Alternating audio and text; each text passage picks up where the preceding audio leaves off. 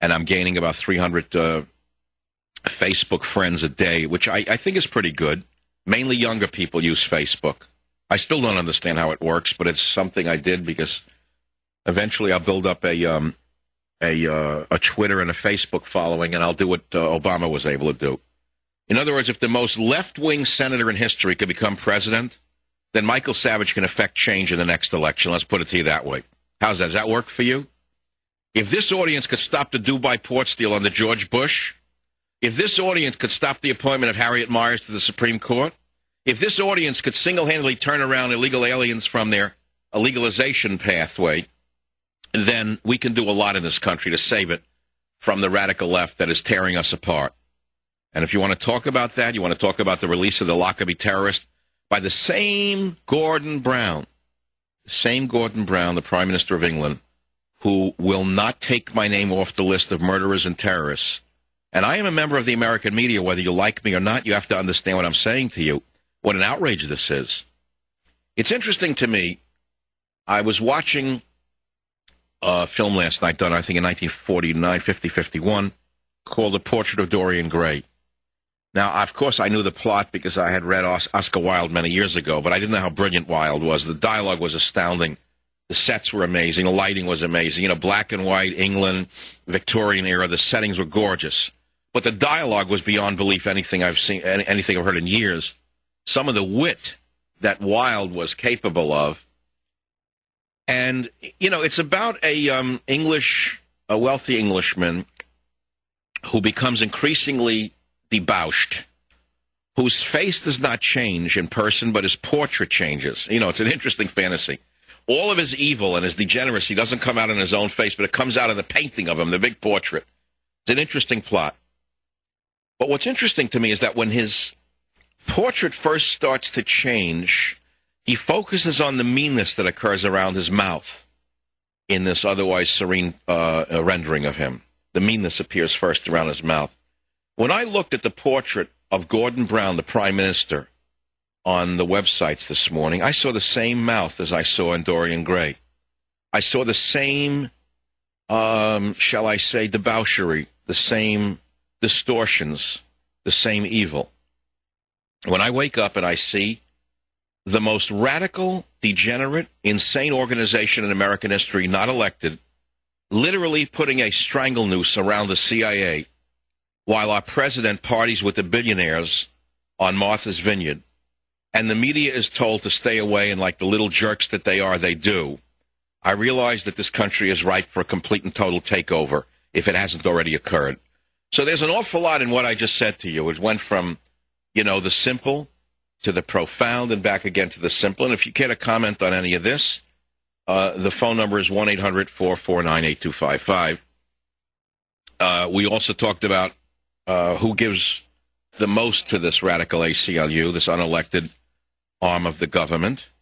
And we found out that a man named Mr. Sandler, who sold Golden West Savings and Loan to Wachovia just before the collapse of the banks, we understand he gave almost $9 million to the ACLU. And here's the AP business writer from a few years ago. Once hailed for running a savings and loan company like an endearing mom-and-pop shop, Herb and Marion Sandler are now being vilified as ruthless home lenders who helped destroy Wachovia Corp. And contributed to the financial decay that led to the U.S. government's $700 billion rescue plan to buy rotten mortgages. After deflecting the media for months, Herb Sandler defended his lending record in an interview Sunday. This is from a while ago. Sandler also tried to make a case for why Wachovia shareholders should be demanding substantially more than the $14.8 billion that Wells Fargo and Company has offered for the company. This is old now. Sandler, 77, spoke to the Associated Press in the San Francisco office of his family's charitable foundation the morning after NBC's Saturday Night Live broadcast a skit deriding the Sandlers as predatory lenders who had duped unsophisticated borrowers and Wachovia too. Although the timing of the interview was coincidental, Sandler was seething after watching a replay of the skit on the Internet. Quote, "I've been listening to this crap for 2 years," Sandler said. "We are being unfairly tarred. People have been telling us to speak out for some time, but we didn't think it was appropriate. That was clearly a mistake." Mr. Sandler, I am Michael Savage. I live in the San Francisco area, as I understand you do. You are the largest single donor to the ACLU so far as we know. I'm inviting you on the Savage Nation at your convenience to discuss why you give so much money to the ACLU. 1-800-449-8255. San Diego. Tyler, you're on the Savage Nation. Go ahead, please. Yes, Michael, a little over a week ago, it was reported here in our local paper that Joan and Irwin Jacobs, the billionaire founders of Qualcomm, the publicly traded telecommunications giant here in town, are giving $10 million to the ACLU. And the only thing that was reported in the newspaper were some glowing phrases about the increased spread of justice and how it can help. Wait, hold on. You lost me somewhere. Qualcomm he's in prison, though, isn't he? No, they've done nothing illegal. They're a very successful, prominent company here in San Diego. They've done a lot of great charity work, but when Mr. and Mrs. Jacobs, when it was announced they were giving $10 million last week in the Union Tribune here, our local newspaper, it was nothing but a glowing article. And why would they give money to this anti-American ACLU that's undermining our white blood cells in the CIA? Why? Well, all I can guess is that they support a lot of liberal candidates and a lot of... No, let me explain something that people don't quite understand yet. I've met a lot of devout, sanctimonious liberals in my life, and all of them pose as humanitarians. But behind every humanitarian, there is usually something nefarious, I have discovered. That's what I discovered. The bigger the story of a desire to help the needy, a desire to help the downtrodden, is usually a desire to cover up some type of crime. In fact, if you read the French writers of the 19th century, who I grew up on once I grew up, one of them wrote that behind every great fortune there is a great crime. Now, that's not entirely true, but in the case of liberals who give to the ACLU, I would suggest that you read the French writers of the 19th century. Why they would be giving money to the ACLU, which is now spending all of its time attacking the CIA, demanding that brave men and women who defended us during the Bush years be imprisoned for defending us, taking the side of the enemy, taking the side of the terrorists who would do another 9/11. The only thing I could figure out is because the CIA in some way stumbled upon information to do with the financial machinations of some of these organizations.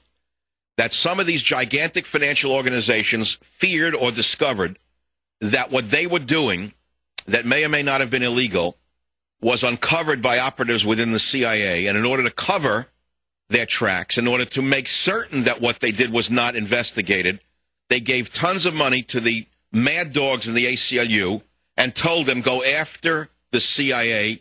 And I'm going to say something else. As sure as I'm standing here, the FBI will be next.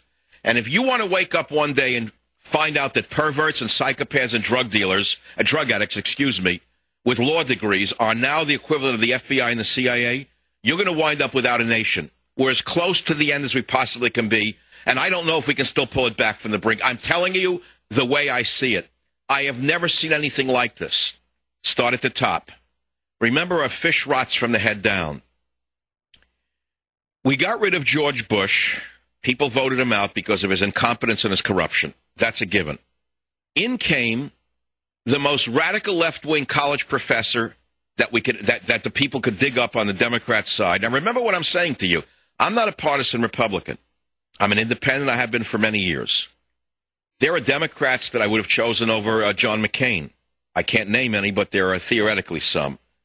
They instead picked the most radical left-wing senator in American history. A relatively unknown, by the way. No one even knows where he was born.